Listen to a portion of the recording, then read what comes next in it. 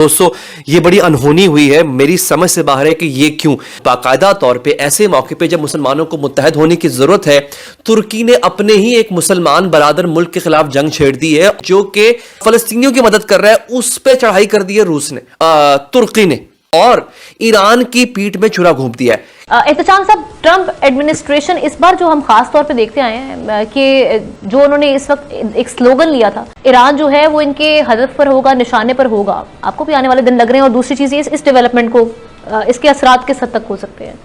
تصاویر میں اسرائیلی فوجی اور ان کی گاڑیاں ایک نئی سرحد کے پار نظر آتی ہیں، جیسے وہ ایک نیا نقشہ بنا رہے ہیں۔ ماہرین یہ کہتے ہیں کہ یہ غزہ کے مختلف زونز کو تقسیم کرنے کی کوشش لگتی ہے، کیونکہ اصل معاملہ تھا غزہ کا، یا لبنان اور باقی تو بعد میں لپیٹے میں آئے، تو جاتے جاتے بائیڈن صاحب جو ہیں وہ ایک اپنی لیگیسی میں ایڈ کر گئے کہ چلے جی میں ایک جنگ بندی کرا جاتا ہوں۔ تو آپ کو لگتا ہے کہ this is just an eyewash? اور اس سے پہلے آپ کو یاد ہی ہوگا کہ آئی سی سی نے اریسٹ وارنٹس بھی ایشو کیے تھے اسرائیلی وزیر اعظم نتنیاہو کے خلاف۔ اتنے لوگ کتنے سالوں سے تبلیغیں کر رہے ہیں، نتیجہ صفر۔ اب دیکھیں نا، ایسے موقع پہ جب امت مسلمان اکٹھے ہونا تھا، ترکی نے نیا پنگا شروع کر دیا۔ ہلو دوستو، سواگت آپ سبھی کا APN چینل پہ۔ تو فرینڈز، آئیے دیکھتے ہیں پاکستانی میڈیا کی لیٹسٹ ویڈیو۔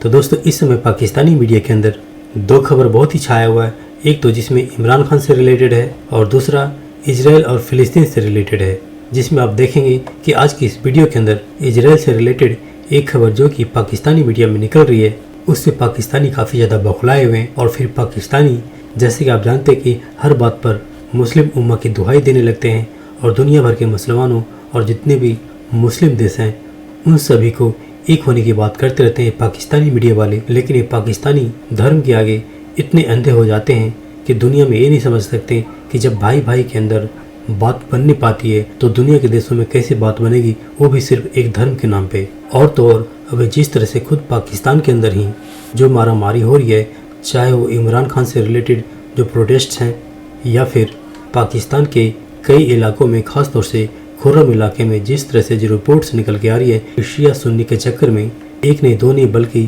100 سے بھی اوپر پاکستانی لوگ مارے گئے ہیں۔ تو دوستو آئیے دیکھتے ہیں پاکستانی میڈیا کی اس لیٹسٹ ویڈیو کو۔ ساتھ ہی آپ سے ریکویسٹ ہے کہ پلیز چینل کو سبسکرائب کر کے ہمیں سہیوگ دیں۔ Thank you.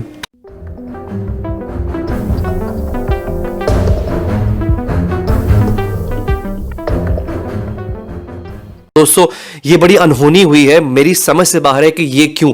مجھے کبھی بھی ترکی کی نیت پر یقین نہیں تھا، اور اب باقاعدہ طور پہ ایسے موقع پہ جب مسلمانوں کو متحد ہونے کی ضرورت ہے، ترکی نے اپنے ہی ایک مسلمان برادر ملک کے خلاف جنگ چھیڑ دی ہے جو کہ فلسطین کے حق میں کام کر رہا ہے، اسرائیل کے خلاف اپنی فوج بھیج رہا ہے، اور ایران کی مدد کر رہا ہے، اور فلسطینیوں کی مدد کر رہا ہے، اس پہ چڑھائی کر دی ہے روس نے، ترکی نے، اور ایران کی پیٹھ میں چھرا گھونپ دیا ہے۔ ناظرین، ہوا یہ ہے، شام کے اندر جو ہے نا وہ ایک گروپ ہے جو کہ بشار الاسد کے خلاف برسر پیکار ہے۔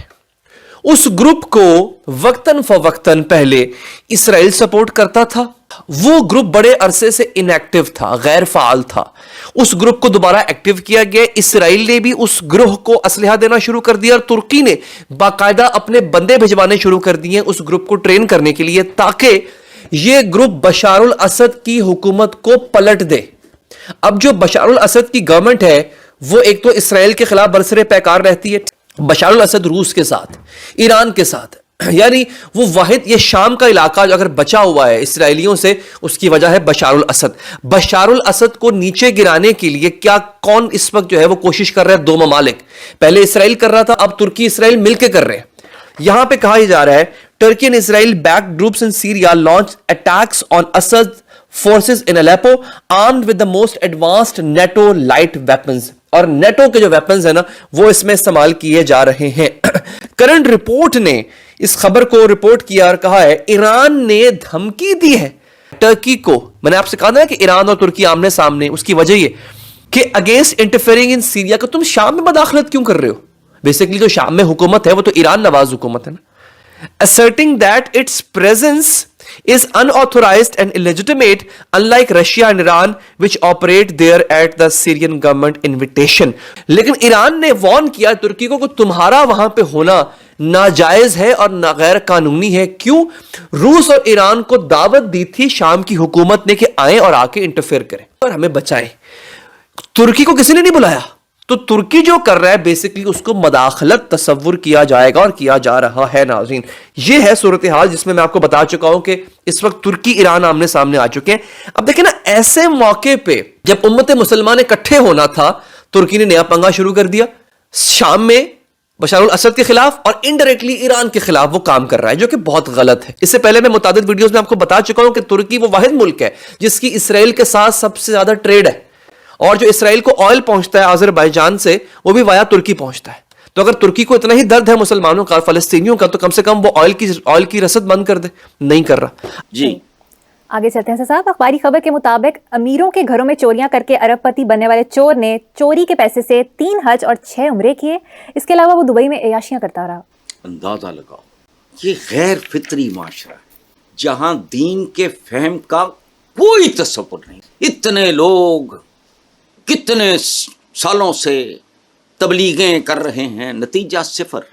अच्छा, मैंने आज पढ़ा, एक औरत ने पड़ोसियों के घर चोरी की, 10 तोले सोना किसी अखबार में है, किसी अखबार में सोने का जिक्र है, लेकिन कितने तोले वो नहीं.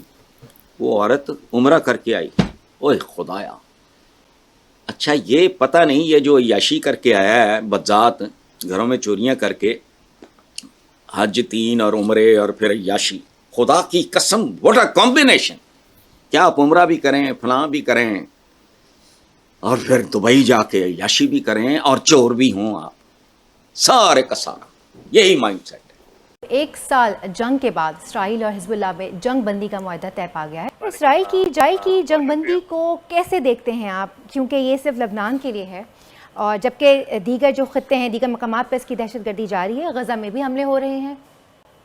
बिल्कुल, मैं समझता हूँ कि दूसरी बात यह कि बुनियादी तनाज़ा तो फ़लस्तीन और इसराइल के दरमियान था और हमास और इसराइली अफवाज के दरमियान था. तो अगर हिजबुल्लाह जंग बंदी पर रजामंद इसराइल के खिलाफ हो जाती है तो बुनियादी तौर पे हिजबुल्लाह, जो कि बहुत मेजर सपोर्टिंग रोल प्ले कर रही थी हमास के हवाले से इसराइल के खिलाफ, तो यूं लगता है कि हमास जंगी मैदान में अब तने तनहा लड़ेगी. और इस सिफारती कोशिश के जरिए से उन्होंने हमास को हिजबुल्लाह की जो दिफाई इमदाद है उससे अलग कर दिया है.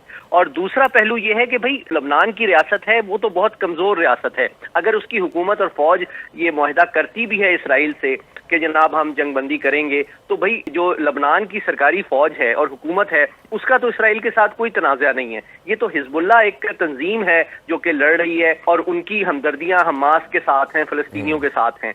तो बुनियादी जो मुद्दा है वो तो फ़लस्तीन के अंदर वेस्ट बैंक हो या गाजा हो, वहाँ पे इसराइल की मजालिम और तोसी पसंदाना पॉलिसी है.